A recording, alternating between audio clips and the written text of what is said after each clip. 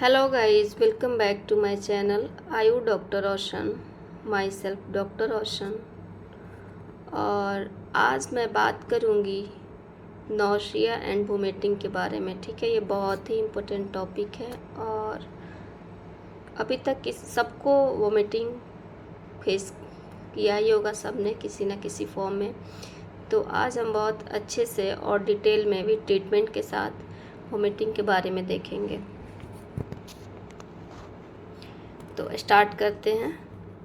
Hello guys, nausea and vomiting पढ़ने के लिए व्हाट इज़ द डिफरेंसेस, ठीक है ना, डिफरेंसेस के बारे में कुछ देखेंगे। नोजिया फीलिंग लाइक वोमिटिंग, इसमें सिर्फ वोमिटिंग जैसा फील होता है बट उल्टी नहीं होता, ठीक है ना, वोमिटिंग होती नहीं है।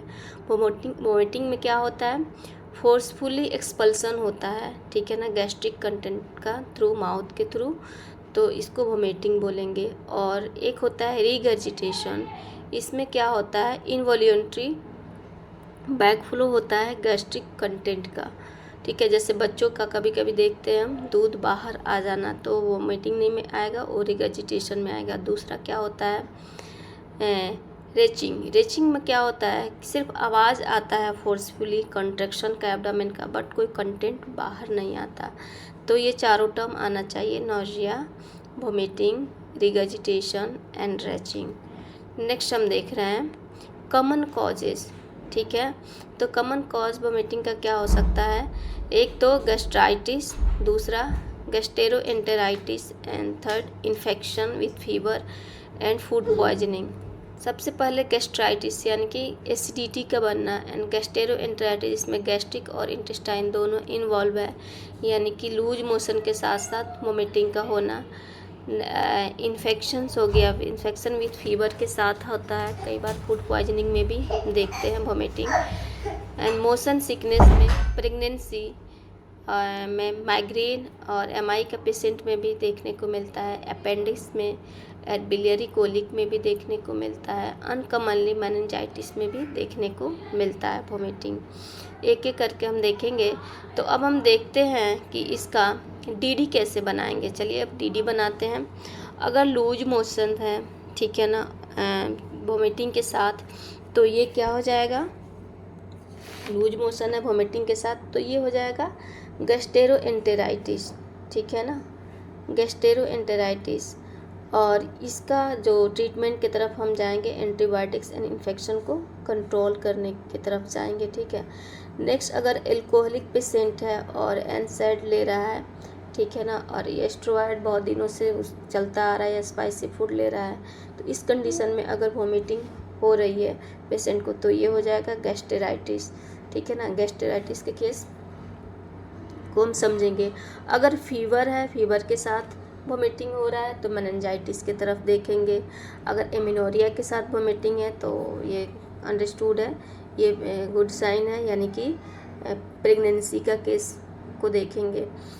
पेन इन एब्डोमेन है, ठीक है ना, पेन इन एब्डोमेन है, तो ये दो तरीके से हो सकता है। ये तो पहली बात, ये जीआई का केस है, ठीक है ना। अगर अपर क्वाड्रेंट में है एब्डोमेन का, तो गॉल ब्लैडर से रिलेटेड है। अगर लोअर है, लोअर क्वाड्रेंट ऑफ एब्डोमेन है, तो ये अपेंडिसाइटिस से रिलेटेड है, ठीक है ना। फिर हम देख रहे हैं हेडेक और वर्टिगो। अगर वोमिटिंग के साथ हेडेक है, तो मेनिंजाइटिस की तरफ सोचेंगे, या मेनिंजाइटिस से भी होता है, क्योंकि ये मेनिंजाइटिस से भी होता है। अगर वोमिटिंग के साथ क्या है, वर्टिगो है, ठीक है, तो इस केस में हम जो इजी रिलेट कर सकते हैं किससे, तो हमारा ईयर से रिलेट कर सकते हैं कि ईयर का प्रॉब्लम जो है इधर की तरफ सोचेंगे। फिर अगर सीवियर डायबिटीज़ के साथ वोमिटिंग, सीवियर डायबिटिक पेशेंट है, उसका शुगर लेवल मोर देन 300-400 आ रहा है और वोमिटिंग का है, तो ये कीटो एसिडोसिस का पेशेंट हो सकता है। फिर उसके बाद से अगर सर्जिकल केस है, सर्जिकल एब्डोमेन, अगर आप पहचान ले रहे हो और इसको भेज रहे हो, तो फिर इसको आप सर्जन को रेफ़र करना पड़ेगा। तो ये बहुत अच्छी चीज़ है अगर आप पहचान ले रहे हो तो, ठीक है ना। नेक्स्ट हम देख रहे हैं कि जो वोमिटिंग होता है एक तो प्रोजेक्टाइल होता है, ठीक है ना, और दूसरा क्या ब्लड स्टेन वोमिट आता है और तीसरा बिलियस आता है।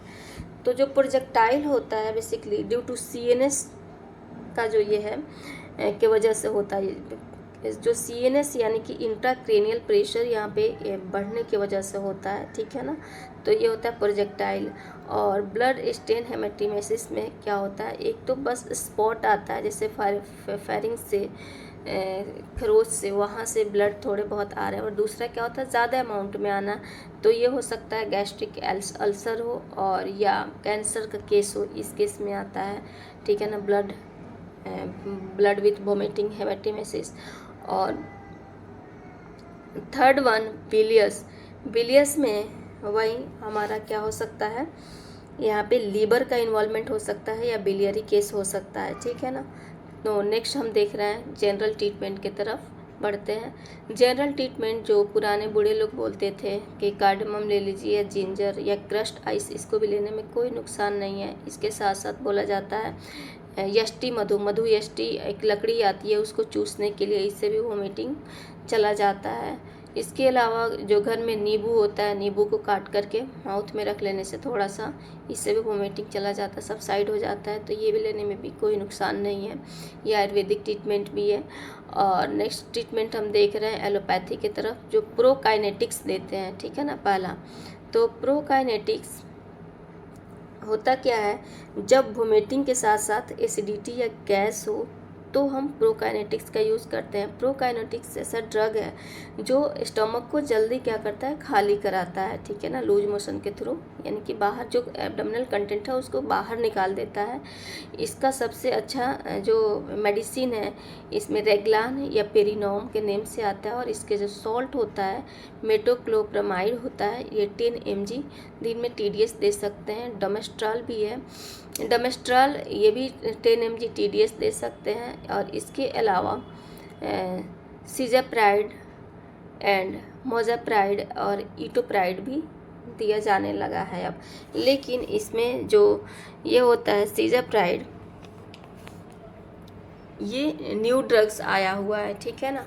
नेक्स्ट हम देख रहे हैं ट्रीटमेंट में, अगर जो वोमिटिंग है ये क्या है, ड्रग इंड्यूस्ड वोमिटिंग है, जैसे कीमो, जो कैंसर के पेशेंट थेरेपी चलती है उस ड्रग से इंड्यूस होकर के वोमिट हो रहा है, या कोई मलेरिया का दवा ले रहा हो, या लेवोफ्लॉक्सासिन एंटीबायोटिक चल रहा हो, या एंटीवायरल ड्रग ले रहे हो, उससे अगर इंड्यूस्ड हो रहा है तो उस केस में ऑनरेस्ट्रॉन, जो कि जोफर नेम से आती है, 4 mg का TDS दिया जाता है। एंड फॉर पोस्ट ऑपरेशन जो वोमिटिंग इंड्यूस होता है उसमें भी ऑनरेस्ट्रॉन दिया जाता है।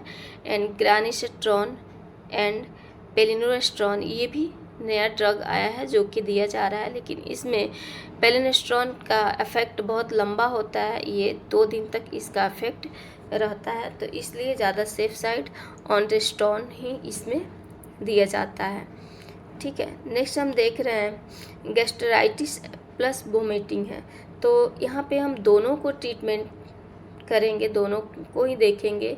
तो इसमें टैब डोमेस्टाल 10 mg का TDS चलाते हैं, और एंटासिड जेल आता है जो 10 mg का 10 ml का TDS इसको देते हैं। पेंटाप्राजोल ये 40 mg का BD चलाते हैं। यहाँ पे वोमिटिंग और प्लस जो एसिड का फॉर्मेशन है, गैस का फॉर्मेशन है, इन दोनों को ही कंट्रोल में लाने का कोशिश करते हैं।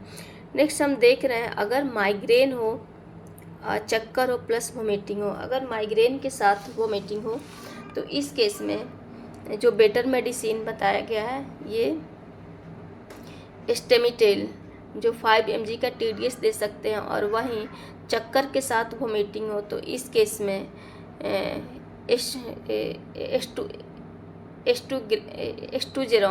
एस्टूजेरॉन देते हैं, ठीक है ना।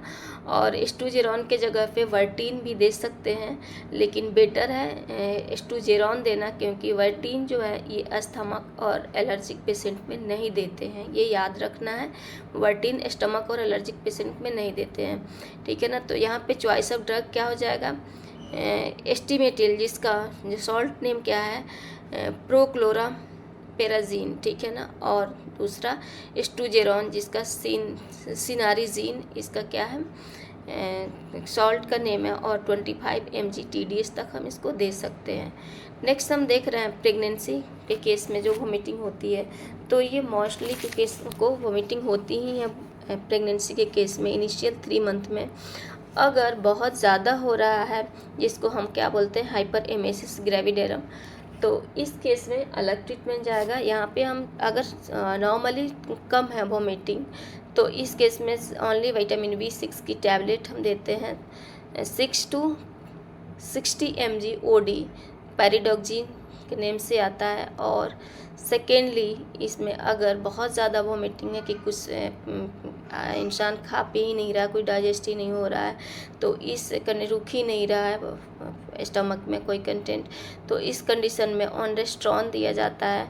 और दूसरा टैबलेट डॉक्जिलामाइन या डॉक्जिनेट के नेम से आता है, ठीक है ना।